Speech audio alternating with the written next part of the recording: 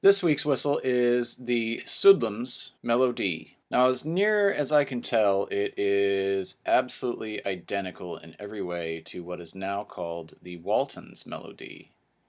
And in fact, Walton's, even though the company started in the 20s, they acquired Soodlums and started making tin whistles in the early 80s. I think it was 83 if I remember what I read, but I'm not sure. Walton's Mello was simply a rebranding of Soodlum's Mello.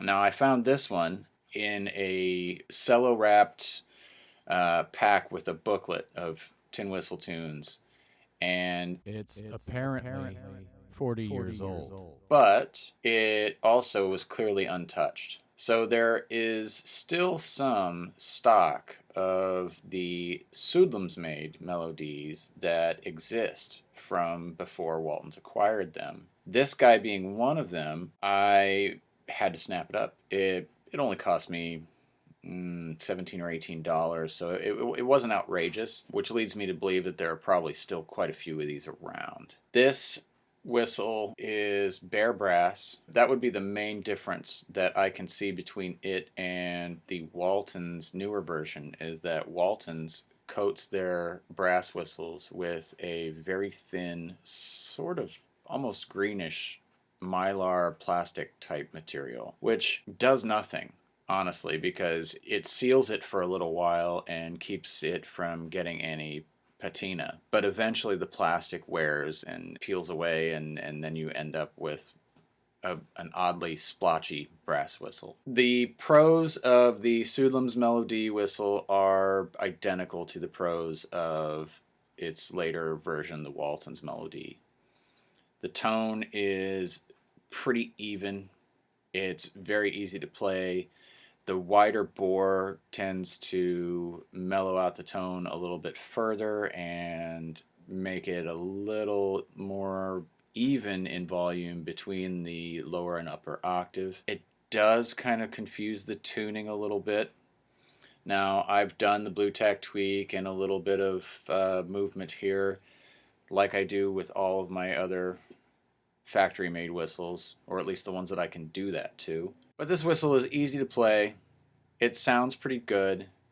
It's a little darker than I typically favor, but it's so nice to play for a cheap whistle that I don't mind so much. I would really love it if this melody with the wider bore that is typically used for C whistles were available in a nickel plated version, because I would go for that in a minute. The cons inherent in this whistle are pretty much the laundry list of cons that I have grown almost exhausted of listing about mass market tin whistles.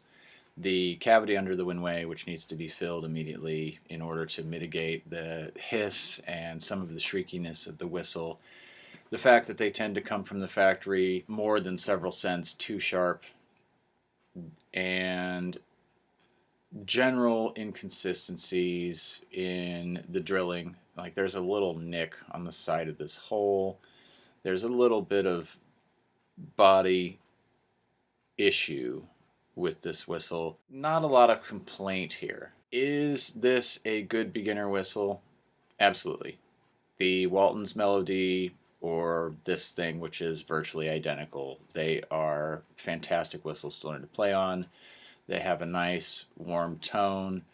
Their fingering is accessible. They don't require huge, weird breath jumps, anything out of the ordinary. The volume difference between the low octave and the higher octave, while it's still shrill, it's not crazy.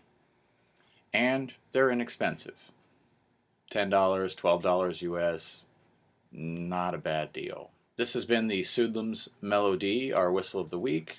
Thank you for watching. I look forward to next week when we play something completely different.